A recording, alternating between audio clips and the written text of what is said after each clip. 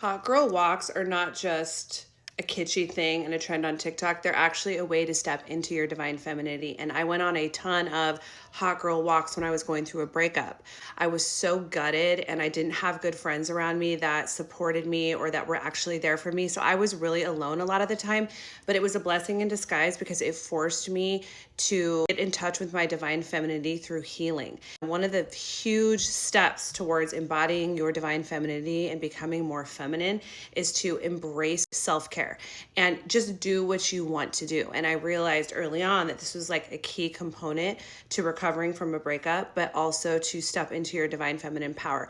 Do what you want to do because your inner voice and your divine femininity will tell you what it needs to thrive and grow. It could be something as simple as taking a walk, taking a bubble bath, reading a book, going to the bookstore, decorating your house. Listen to what you want to do. I think especially for women, we have been raised to be everything for everybody else. I know for me, when I was going through a divorce and I was healing, this was like the perfect time for me to embrace self-care and do what I wanted to do, because with my custody schedule, I had a week on with the kids and then I had a whole week off without the kids. The first couple times that I had to do this, I was like distraught. Like I couldn't even imagine not having my kids with me 100% of the time. But then about 6 months into this new custody schedule, I realized this is actually magic because now I get a whole week to just get in touch with who I am and what I want to do. And it is so crucial for you tapping into your divine femininity and becoming more feminine. So on those weeks off when I wouldn't have the kids, I would go on long walks. I would just walk in gratitude for the beauty around me and for the area that I lived in. I would listen to high frequency music as I did it so that I would just be happy and I would be on a high vibe. I had friends at this time that were really into partying and going out to bars and looking and seeking male attention. And that was a part of my life for a long time. And so they were calling me all the time once I became single because they wanted another woman to go to the bar with. And it was never like any good conversations at the bar. Like it's not like we ever bonded or they were ever really there for me.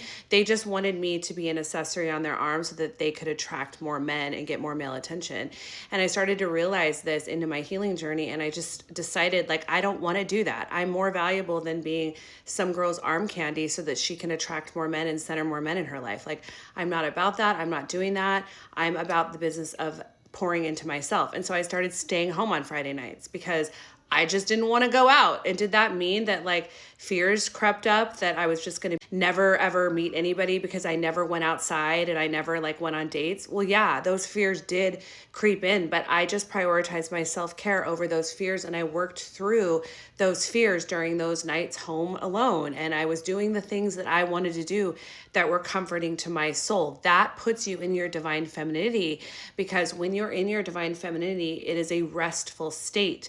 If you ever get into a relationship with somebody in the future or you don't, either way, it puts you in a more restful state. Now, when I'm with my husband, I'm so restful and I'm so just in the energy of receiving because I put myself there before I met him. I learned the art of being a soft girl and living in an environment of beauty and peace and wonder and gratitude. And that's what all of those things did for me.